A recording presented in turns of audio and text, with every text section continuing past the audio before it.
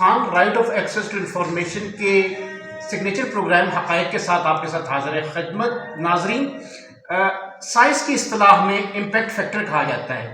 ایک impact factor ایسا کام جو آپ کی معاشرے کی صلاح و فلاح کے لیے ایک ایسا کردار ادا کرے جس سے عوام کی بہتری لازم منظور قرار دی جائے. مختلف مساجد میں، مختلف ٹیلی ویژن کے پروگرامز میں رمضان کے پروگرامز جاری رہے، کروڑوں کے بجٹس رہے، مگر اصل کیا قرآن مجید اور نبی پاک صلی اللہ علیہ وسلم کی جو سنت ہے اس کے مطابق in the true letter and spirit وہ میسج عوام کو ٹرانسفر کیا گیا یا نہیں، اور اس کے ساتھ ہی ساتھ تراویح اور تہجد کے اوقات کو صحیح معنوں میں استعمال میں لایا گیا یا نہیں. امپیکٹ فیکٹر کا جہاں تک بات کی جائے، آج ہم موجود ہیں جامع مسجد الصبا کے محتمم ہیں اور یہاں کے خطیب ہیں قاری لال خان نقشبندی صاحب.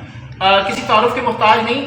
اصل میں ان کی اگر تفصیلات میں بتاتے چلیں تو انہوں نے رمضان المبارک میں ایک ایسا امپیکٹ فیکٹر کریٹ کیا جس میں تراویح مکمل 20 انہوں نے ادا کی، اس کے ساتھ ہی ساتھ 1:30 بجے کے بعد تہجد جاری رہی، ان کے دوران دہرائی، اس کے بعد تراویح اور اس کے بعد صبح کے جو پروگرام تھا اس میں بھی تلاوت. واقعی امپیکٹ فیکٹر کریٹ کہا جا سکتا ہے اور یہ تمام تر جتنے مکاتب فکر ہیں ان کے لیے ایک روشن مثال ہے.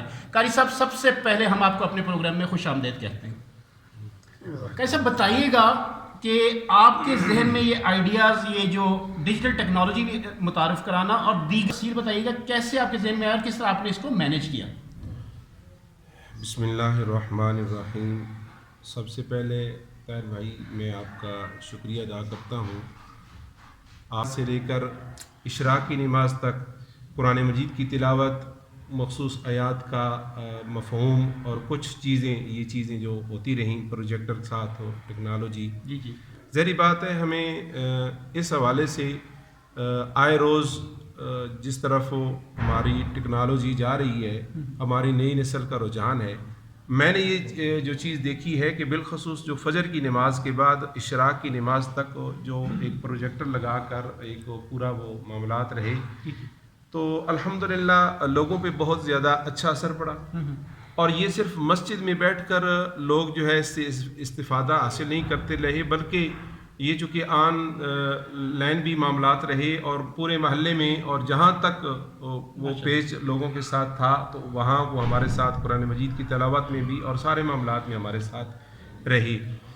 تو اصل بنیادی بس وجہ ایک ہی ہے جی کہ جب کوئی بھی کام ہو اس کے ساتھ دل جمی سے، شوق سے، محبت سے، عشق سے آپ جب لگاؤ ہوگا تو پھر آپ آسانی کے ساتھ جو ہے اس کو مینیج کر لیں گے. کہا جا سکتا ہے کہ نہ غرض کسی سے نہ واسطہ، مجھے کام اپنے ہی کام سے، تیرے ذکر سے، تیری فکر سے، تیری یاد سے، تیرے نام سے.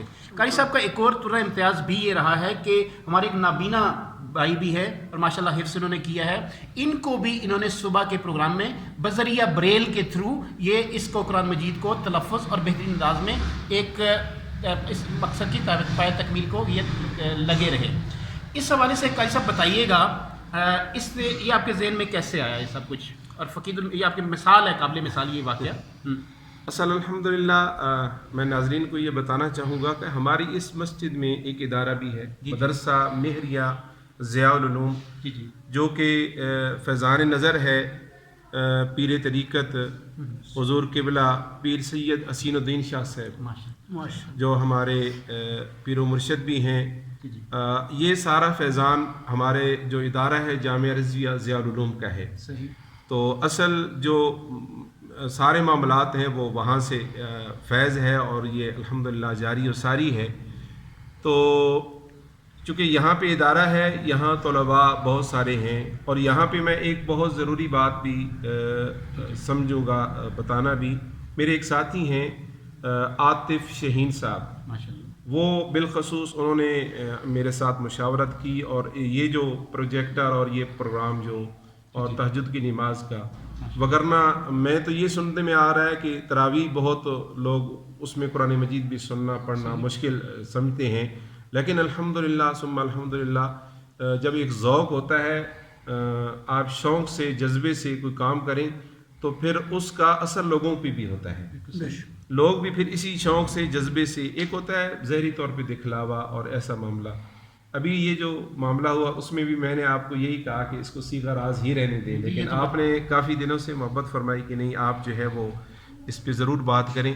تو میں ناظرین کو اتنا ہی میسج دینا چاہوں گا کہ تقریباً الحمدللہ یہ سارا پروسیس رہا، اور ہمارا یہ ہوتا تھا کہ پھر فجر کی اشراق کے بعد 8 بجے سے دن 12 بجے تک کلاس رہتی، ہم پراپر کلاس میں بھی رہتے، اور تقریباً رات کو 1.5-2 گھنٹے ریسٹ اور دن کو 1 گھنٹہ ریسٹ، یعنی 24 گھنٹے میں 3 گھنٹے ریسٹ رہا، اور الحمدللہ کوئی تھکاوٹ محسوس نہیں ہوئی، نہ ذہنی طور پہ نہ جسمانی طور پہ، بلکہ میں سمجھتا ہوں بہت زیادہ سکون محسوس ہو رہا ہے. سبحان اللہ، سبحان اللہ. یہ بس اللہ کا کرم ہے. اور قاری صاحب کا کس طرح آپ کے اور قاری صاحب کا الحمدللہ چونکہ یہ بھی جو ہے قرآن سے بڑا ایک عشق ہے ان کا، ایک بڑی محبت ہے. میں کہوں کہ میرا کوئی کمال ہے نہیں، ان کی اپنی محنت ہے. صحیح دیکھیں آنکھوں کا بظاہر طور پہ ان کا جو ہے وہ روشنی نہیں ہے، نور نہیں ہے، میں کہتا ہوں بڑے بڑے بیناؤں کا انہوں نے پیچھے رکھ دیا، بتا دیا کہ جی محبت جن کی ہو تو، اور عشق کا سلسلہ ہو، اور نبی پاک صلی اللہ علیہ وسلم سے محبت اور عقیدت کا سلسلہ ہو، تو یہ آنکھیں اور یہ بصارتیں، یہ دل کی بصارتیں ہوتی ہیں، دل کی آنکھ سے بندہ دیکھتا ہے. جی آپ کچھ کہہ رہے تھے. تو الحمدللہ ہمارے اس ادارے میں یہ یہاں بھی آتے رہے، طلباء سے ایک بڑی محبت اور بڑا لگاؤ، بالکل پڑوس میں گھر ہے. صحیح. لیکن ان کی اپنی محنت ہے کہ انہوں نے الحمد سے لے کر والناس تک جو ہے وہ قرآن مجید اس کو مکمل حفظ کیا ہے، اور صرف حفظ نہیں کیا بلکہ الحمدللہ اس سال انہوں نے اپنے گھر کے اندر نماز تراویح کے اندر پورا قرآن مجید سنایا بھی ہے. ناظرین یہ قابل تقلید ہمارے قاری صاحب یہاں پر بھی بریل کے ذریعے انہوں نے ہمارے سکھایا، اور گھر میں بھی انہوں نے تراویح کا مکمل اہتمام کیا اور اس کو پایہ تکمیل تک پہنچایا. قاری صاحب کیا سمجھتے ہیں، کیسا لگا آپ کو جامع مسجد صبا میں قاری صاحب کی قیادت میں، اور یہاں پر ایک ٹیم کی صورت میں لوگوں کو یہ قرآن اور اللہ کے رسول کا میسج کنوے کرنا؟ الحمدللہ بہت اچھا لگا، بہت اللہ کا شکر ادا کرتے ہیں اس پہ کہ اچھے طریقے سے جو نظام چلتا رہا سیٹنگ رہی نا، بس اللہ کی مہربانی تھی، اس کی توفیق تھی. ناظرین انہوں نے بتایا کہ یہ معنی نہیں رکھتے، آنکھوں کی بنائی ہوتی ہے دل کی محبت اور عقیدت کی. قاری صاحب ایک چیز میں نے اور آپ کے دیکھی، اگر ہمارے دوست ہمیں دکھا بھی سکے، آپ نے یہاں کے جو قرآ جو یہاں پر حفظ کر رہے ہیں، محمد ہمارے ساتھ بھی موجود ہیں اور ویڈیو بنانے میں وہ مصروف عمل ہیں، اس کے ساتھ ایک اور آپ نے حفظ کرنے والے طالب علم کو مصلی رسول پر بٹھا دیا. اکثر ایسا دیکھنے میں نہیں آیا، اس حوالے سے کیا آپ کے مائنڈ میں اس کی فلاسفی تھی؟ اصل بات یہ ہے کہ یہ جو بچے اب تراویح پڑھا رہے ہیں، یا یہ دوسرے ان کے ہم عمر جو بچے ہیں، جو ان کی مصروفیات اور باقی معاملات جو ہیں وہ دنیا میں مطلب منتشر ہیں، تو میں سمجھتا ہوں اگر یہ بچے ایسی، تو اب ان کی جو ہم عمر بچے ہیں ان کے اندر ایک شوق پیدا ہوگا، ایک جذبہ پیدا ہوگا. صحیح. ایک تو اس کی وجہ یہ ہے. دوسرا الحمدللہ ہمارے ادارے میں پورے ہمارے اس علاقے جتنا جو گرد و نواح علاقہ ہے، اس سے طلباء یہاں پہ حفظ کر رہے ہیں. اب چونکہ چھٹیاں ہو گئی ہیں، وگرنہ اس ویڈیو میں کلپ میں ہم اپنے طلباء میں ضرور جو ہے وہ ان کو شامل کرتے.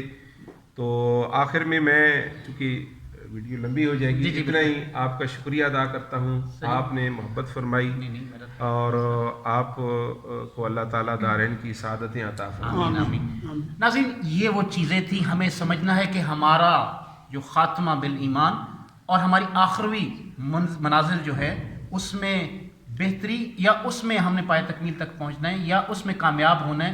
نبی پاک صلی اللہ علیہ وسلم کا جو اسوہ ہے اس پہ ہم عمل کریں گے تبھی ہم آگے بڑھ سکیں گے. کیمرہ مین ہمیں اگر دکھا سکیں، محمد بڑے پیارے اور بہت خوبصورت انداز میں انہوں نے یہ تراویح بھی پڑھائی، نعت بھی پڑھتے ہیں. میں کہتا ہوں والناس ان کی ماشاءاللہ آپ سنیں گے تو آپ کو سورہ ناس میں اس پروگرام کا اختتام ان کی آواز پر ہی کریں گے. محمد اوور ٹو یو، میری طرف سے بہت شکریہ آپ کا. سورۃ الناس. سورۃ الناس.